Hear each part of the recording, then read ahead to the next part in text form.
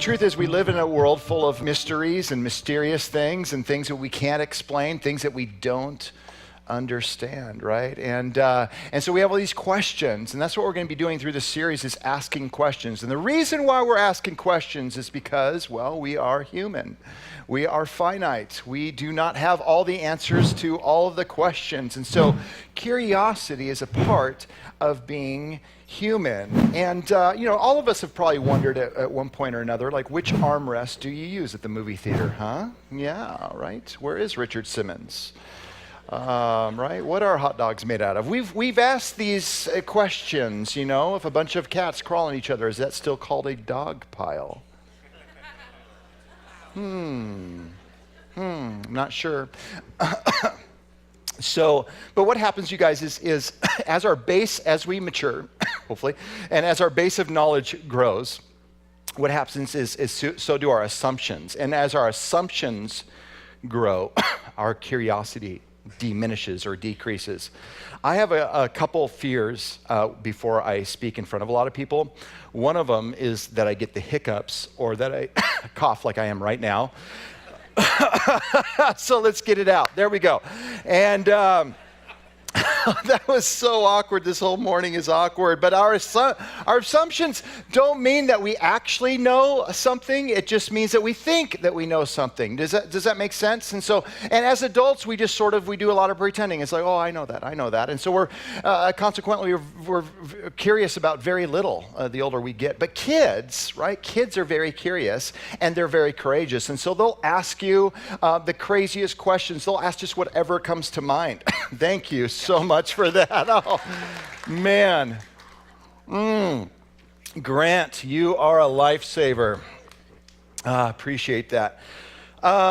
So kids have asked questions like, why do I, these are actually legitimate questions that kids have asked, right? Why do I have two eyes but only see one thing? Ooh, that's interesting. Or these actual kids' questions. How do you get pork out of a pig? Which is really interesting, right? You can let mom answer that. This child asked this one. Do you think sharks know that they're evil?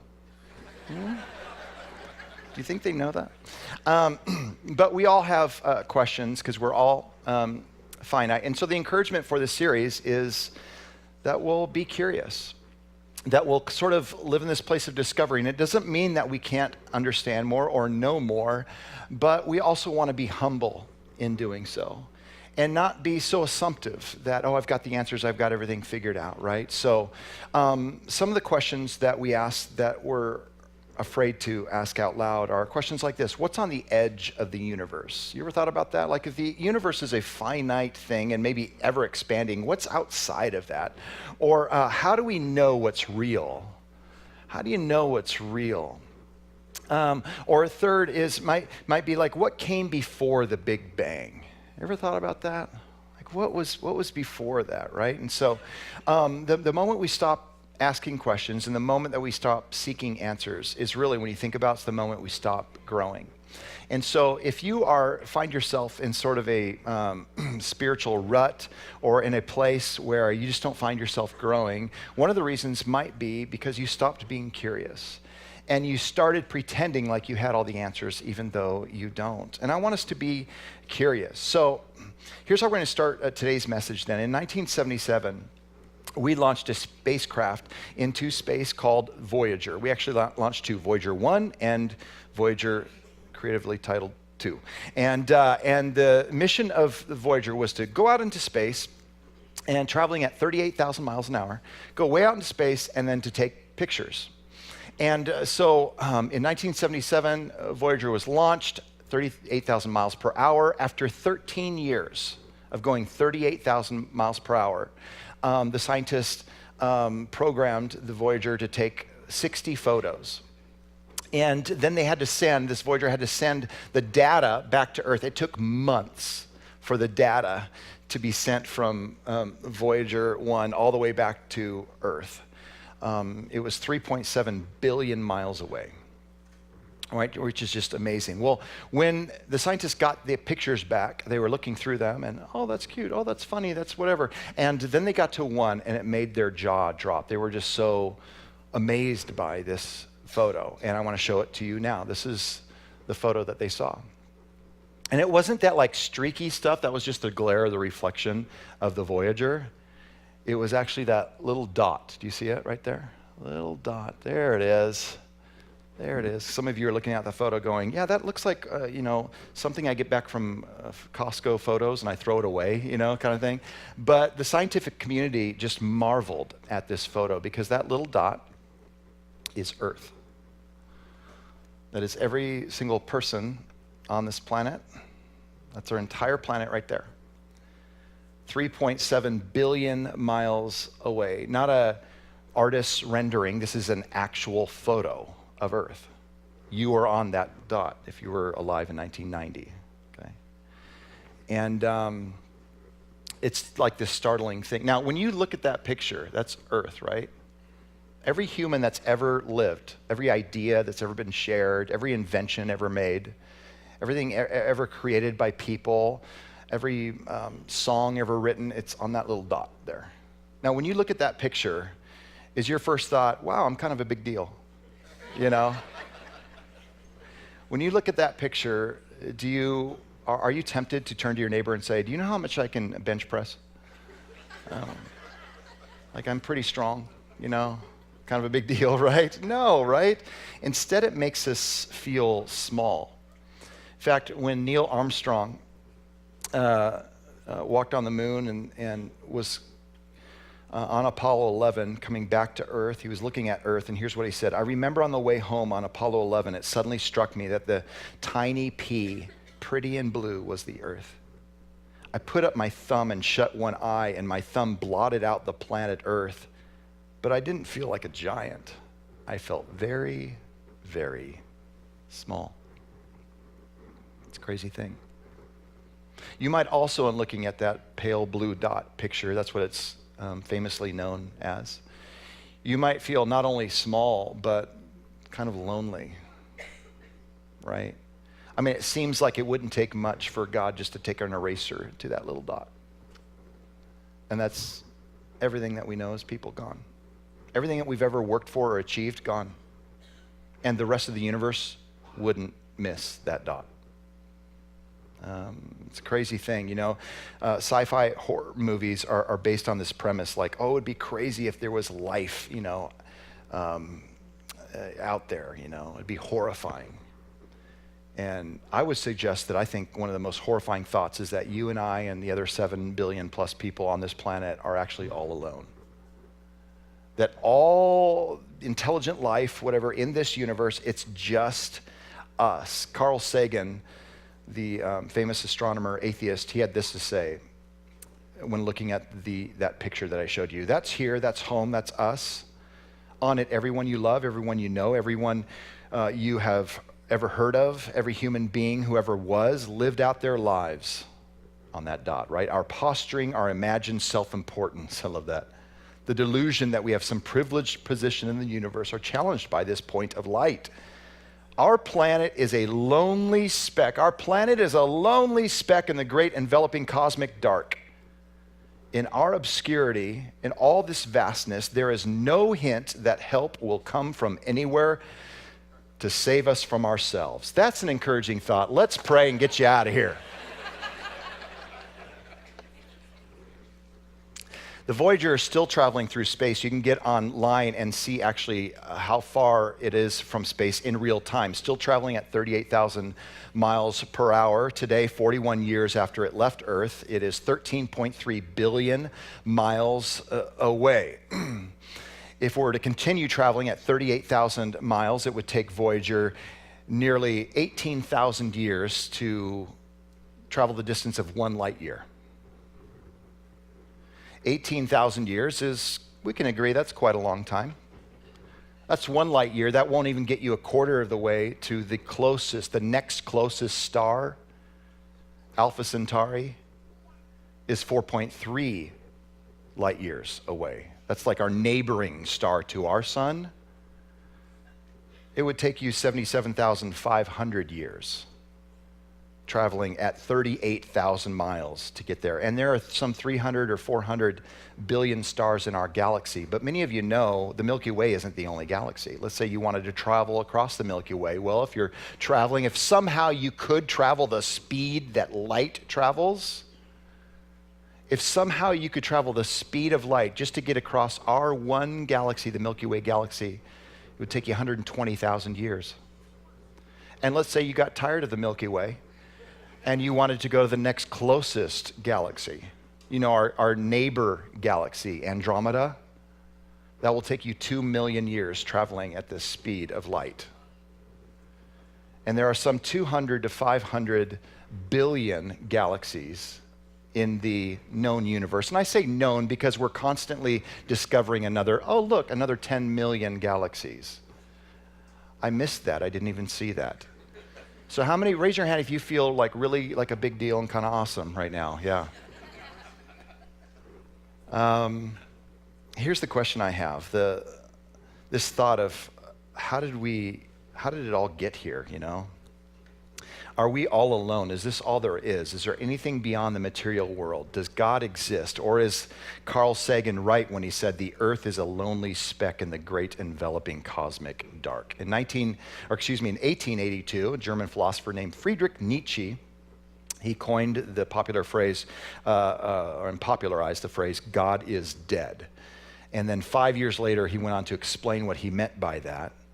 He said that God is dead means that the belief in the Christian God has become unbelievable. In other words, it's not that there's a God and he got really old and then he died. He's saying that, no, now we know enough in the late 1800s to not be able to logically justify the existence of God. There is no God. All there is matter, that which we can observe and see, and that's it. Do you believe in God?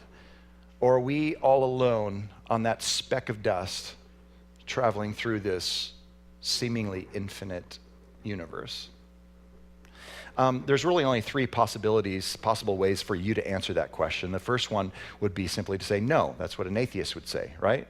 I'm a random cosmic accident, and ultimately my life has no purpose because eventually all the suns will burn up anyway. So that's one encouraging thought. Secondly would be maybe. You're just not sure. This is the idea of agnosticism. There might be, there might not be. I'm just, I don't know. And third would be the answer, of course, yes, which is where deism, believing in some kind of supreme divine being, or theism would fall into this category, right? This idea that there is a God, God exists, or many gods exist, or what have you, right? So no, maybe, or yes. And in order to get from no to yes, you probably got to travel through maybe first, right? And the way I like to think about it is, imagine this room represents all knowledge. Not just all human knowledge, all knowledge, period. All knowledge, if we can even imagine that, which we can't, but imagine you could. So in comparison to all knowledge, how much do you know?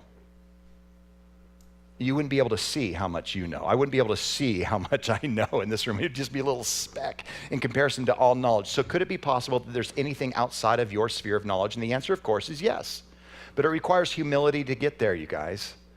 And so before you're going to get to yes, you're going to have to pass through maybe. And I want to suggest that you continue to be curious about life, that you continue to be curious and you explore things and you seek, and you don't just ask questions. It's not hard to ask questions, by the way, but you seek answers. And you consider whether or not God could be real. So you say, well, okay, Joel, you got me there. I admit, it's possible that God could exist, but I can't see him, so why can't we see him? And I want to share a few things really quickly, and some of you have heard some of this from me before, but number one is just as human beings, we're limited. We are limited. We have limits. I know we think we don't, but we do, right? John 1:18, John writes, no one has ever seen God. Why is that? Well, three thoughts. Number one is that God is spirit. So we have a soul, we have a spirit, but we also are encased in a physical body, right? In material, right? And we live and dwell in a material, physical realm. But God is spirit who dwells in a spiritual realm. And so therefore, we, being physical, can't see this God who is spiritual. Jesus says in John 4:24, for God is what? Spirit. And you can make a case that God the Father is not only invisible to us now, but forever will be.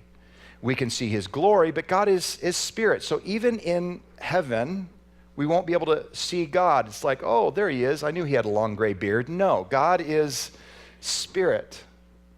Secondly, that God is transcendent. And by transcendent, I know that's a big word, but that just simply means beyond and above. He surpasses what we know. You know, what's created as time, space, and matter. In other words, God is outside of, he's not bound by time, space, and matter. He's not bound by a physical material world. Why? Because he created it. It would be akin to looking at a painting like this painting right here. Does anybody know who painted this painting? Vincent van Gogh, yes.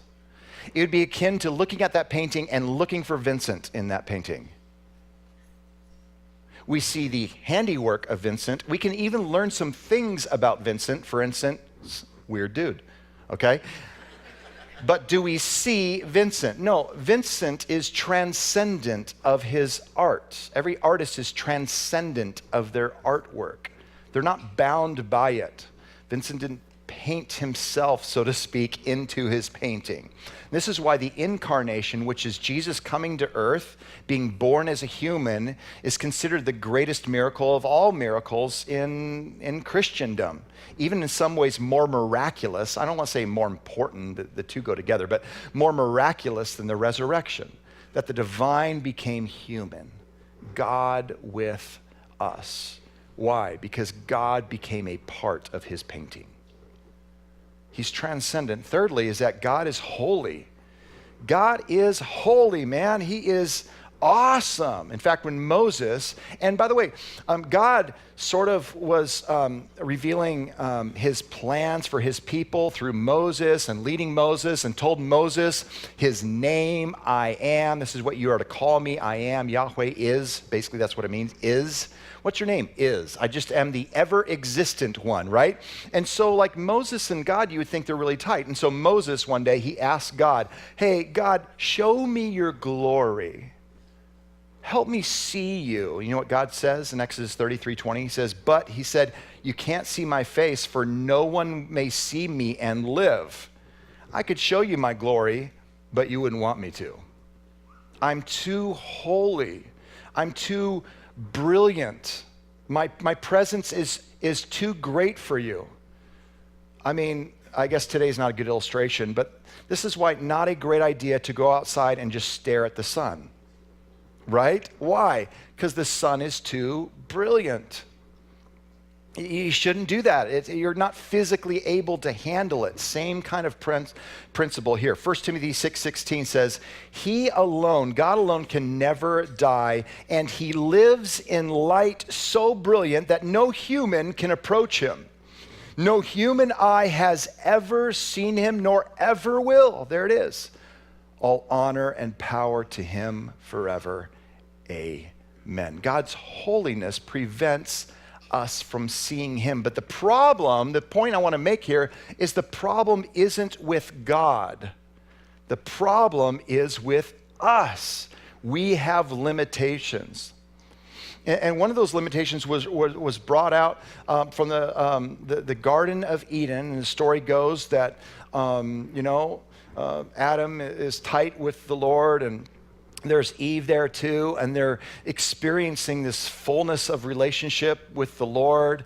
And we have this imagery of like walking in the cool of the garden, and that's probably the Son, the pre-incarnate Jesus. But anyway, they're walking in the cool of the garden, and then sin enters the world and messes everything up. And it says in Genesis chapter 3 that in verse 10 it says, Adam says, I heard you in the garden. I was afraid because I was naked, so I hid. So in other words, our rebellion against God created separation from God, the God who is the source and author of life. And if you are disconnected from the source of life, that's not good for you, right? And so in being separated from God, we also now are experiencing death. And we experiencing pain and death in a broken world.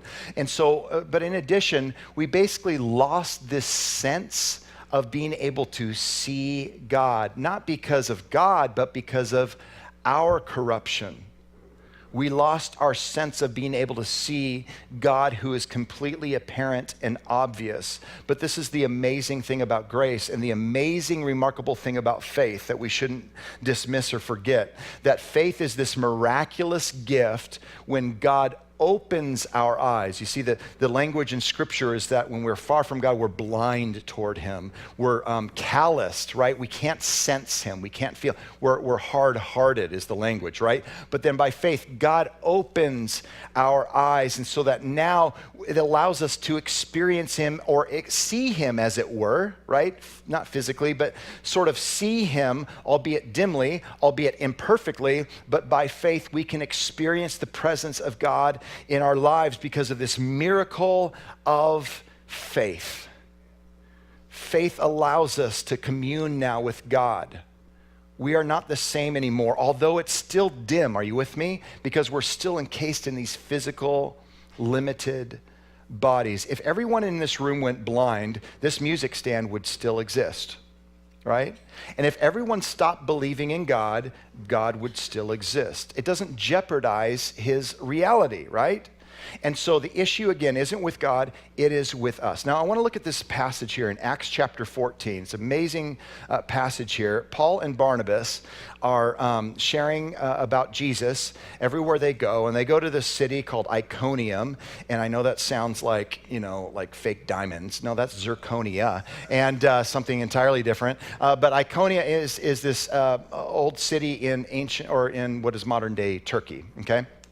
And we may even have a map of that, I'm not sure. But anyway, and it's this cultural melting pot of Greeks, of Jews, of Romans, so on and so forth. And anyway, Paul and Barnabas there as God's messengers are sharing the good news of Jesus, but also God enables them to perform miraculous signs to like heal people and do these kind of crazy things because that power confirms their gospel message, if this makes sense. Anyway, so that's how the story goes. And so they're sharing about Jesus, and many people come to believe, but some people refuse to believe. And especially, some of the Jews there, they were like, I'm not going to believe, and what you're talking about is like heresy. And so they wanted to kill Paul and Barnabas. So Paul and Barnabas leave, and they head south just about 18 miles to another town called Lystra.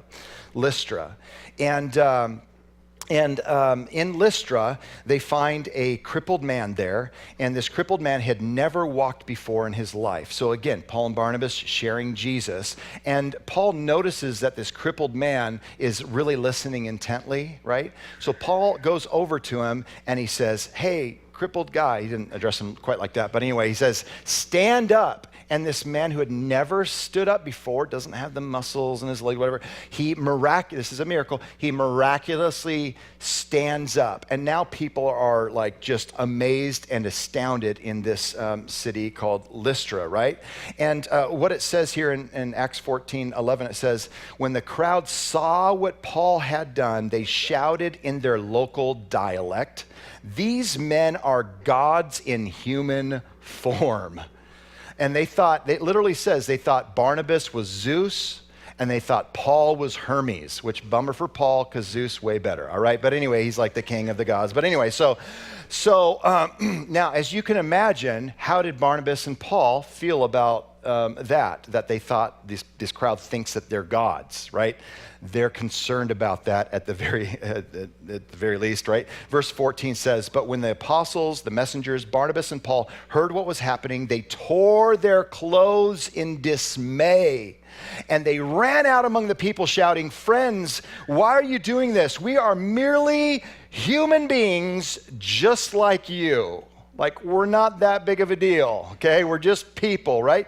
We have come to bring you the good news, right, of God's love for you and what He's done for you in Jesus, that you should, so that you turn away from these worthless things and turn to the living God, who, check it out, I'm going to describe the living God to you.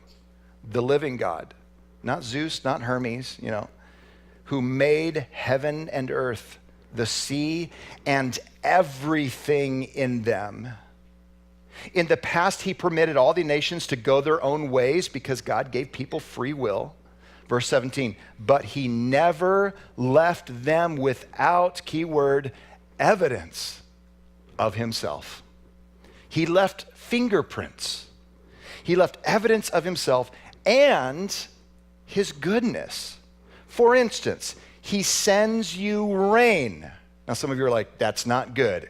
No, in the ancient world, rain was good. It helps crops grow and animals eat, and now you can survive because you have rain. Famine, bad. Rain, good. Here, rain, bad. But anyway, for instance, he sends you rain and good crops and gives you food, and this God, he's not out to ruin your life, and joyful hearts. So Paul's pointing out a couple things. Number one is that the Creator has revealed himself. He's given you and he's given us evidence, fingerprints of himself. And then secondly, this God, this Creator of heaven and earth, invites you to turn from worthless things that are not worthy of being worshiped and admired, to an ultimate, place. And I'm thankful that nobody in our culture struggles with this, but that we should never overesteem or overestimate anyone or anything other than God. So he invites you to leave that worthless stuff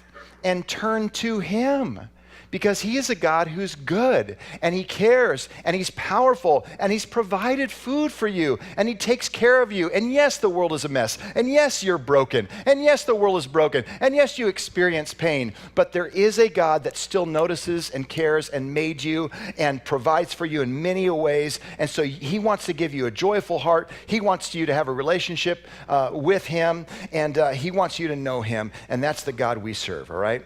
So, but I love that line there. He hasn't, but he's never left them without evidence of himself. So, as we wrap up here, two broad pieces of evidence that I want to share with you, and then we're going to continue this message next week. Are you guys ready?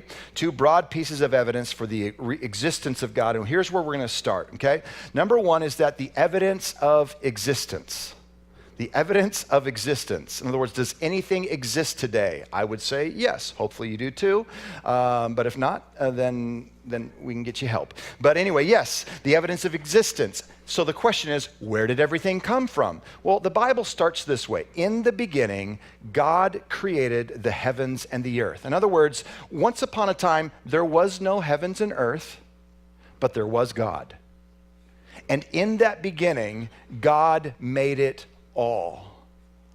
So think about creation. Think about a starry night, the beauty, the wonder, the majesty, the mystery of creation, right? Haven't you ever wondered, how did it all get there? Where did it all come from? Where did I come from? Now, I don't mean, this isn't about reproduction, but because there was a day when you didn't exist. Think about that. You were nothing. You were nothing. And then there was a day you did exist, which we won't get into that. But anyway, so then there was a day that you did exist all of a sudden. There was a day when the universe didn't exist. And then there was a moment the universe did exist. How is that possible? Well, all the way back through the centuries, through the millennia, philosophers like Plato and Aristotle, and even Christian philosophers like Thomas Aquinas, they promoted a concept known as contingency, and it still applies and it still exists today. And the idea of contingency is simply this, that if something begins to exist, that its existence is dependent upon something outside of it, okay? Something that pre-existed it, right? This only makes logical sense. If something exists today, something caused that effect. Something caused that existence. The Bible teaches us that the something outside of the universe and that something that pre-existed the universe isn't a thing, it's a person. It's the capital P person. It's God himself. This is what the Bible teaches. Is that true? Well, for many centuries, atheists pushed back on that. Again, going back to Aristotle, Plato, the ancient world, or whatever. But up until even relatively recently, roughly 90 or so years ago, okay? People believed, specifically atheists, that if you were to ask them, where'd the universe come from? Do you know what they would say? They would say the universe came from itself. That the universe, that matter, material things have always existed. And then something amazing happened.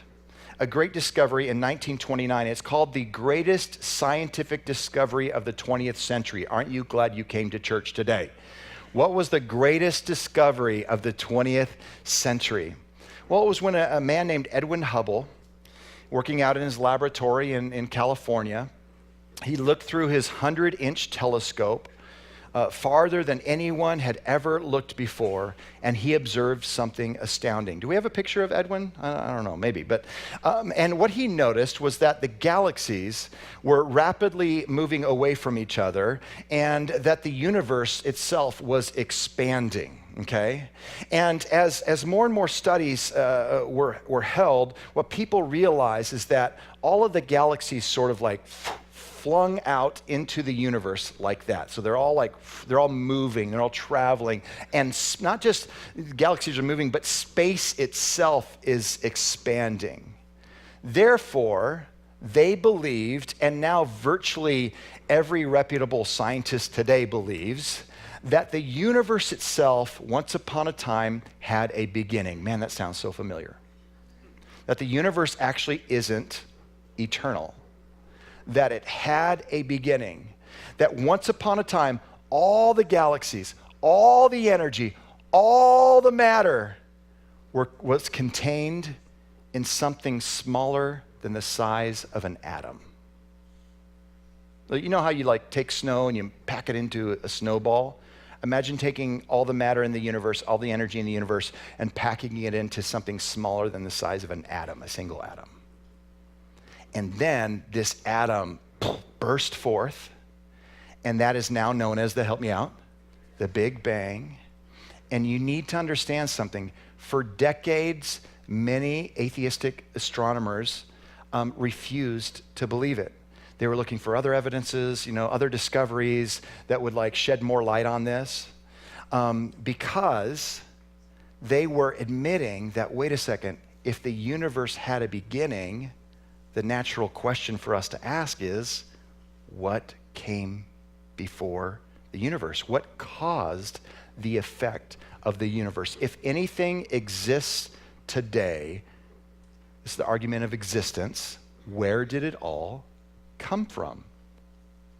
3,500 years ago, ancient Jewish people, Moses writes this, in the beginning, God created the heavens and the earth.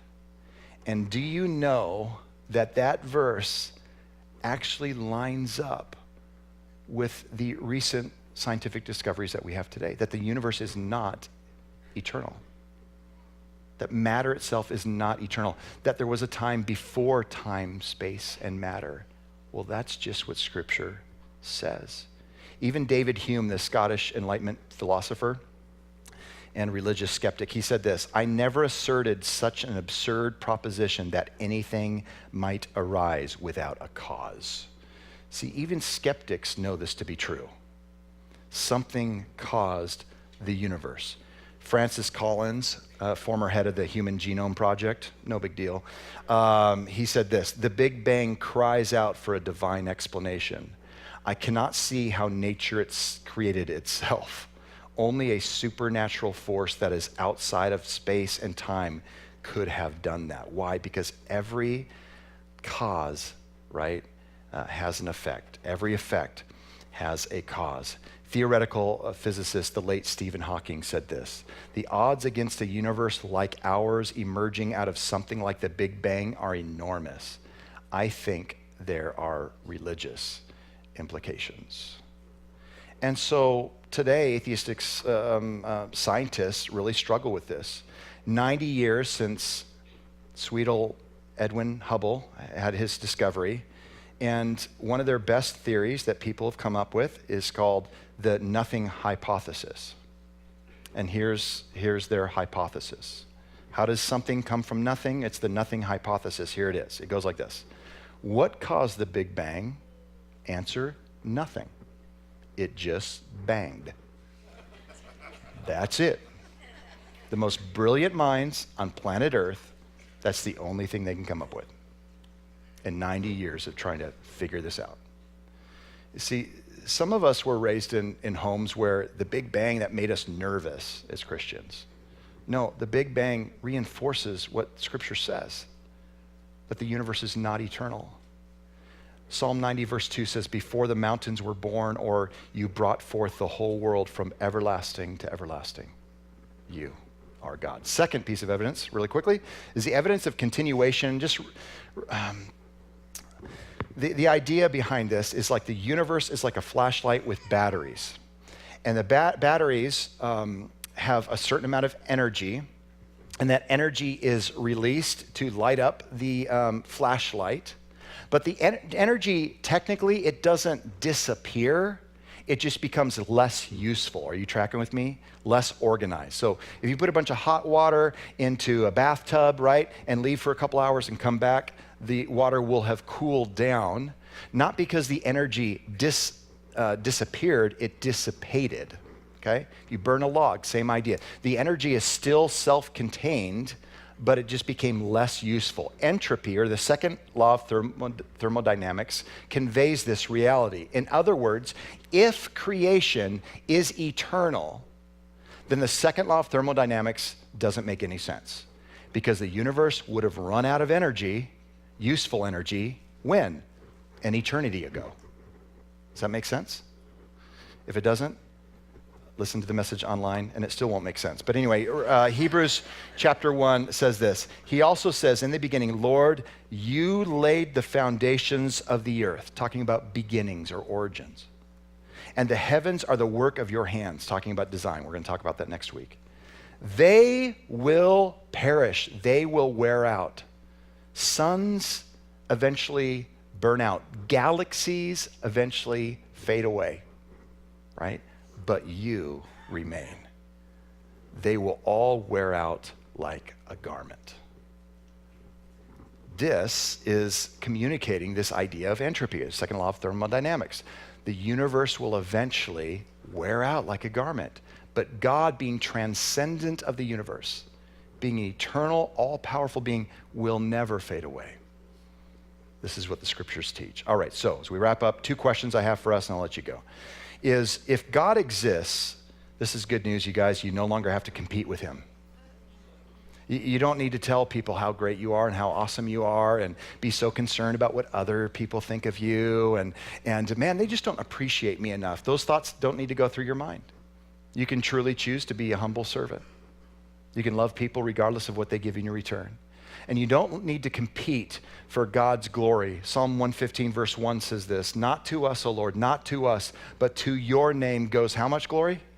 All the glory for your unfailing love and faithfulness. And so I love it when, guys score a touchdown, they hand the ball to the referee or whatever, or they point up or something like that. I love those expressions. Unfortunately, too often in our culture, we want to make a big deal about ourselves. We want our tweet to go viral. We want people to know how amazing we are and what we made and what we created and what, we're just so great, and aren't you glad that I'm in your life, and all these kinds of things. And then here's the thing, you guys, we no longer, you are free to not compete for the glory that is only due the eternal, the all-powerful, the all-wise God. Not to us, but to his name. So not only do we need to not compete for his glory, but secondly, lastly, if God exists, you no longer have to be incomplete without him. That you aren't all alone, just drifting through this universe, right? That we're not just that pale blue dot that really means nothing in the scope of universe. No, you're important. There was a billboard in London some time ago, and here's what the billboard said. There's probably no God. I love that. There's probably no God. Now stop worrying and enjoy your life. Now, it's got a lot of problems with that. Namely, that comes from a very middle-class mindset. Because there are billions of people on this planet who suffer and struggle every single day in life. And so this thought of, hey, there's no God, just enjoy your life, is horrible news to them.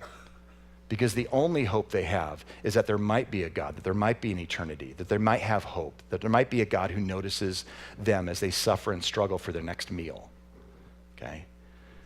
That billboard is repulsive. The truth is, God, where's hope found? It's found in him. Where's peace found? It's found in the eternal God. Where is true joy found?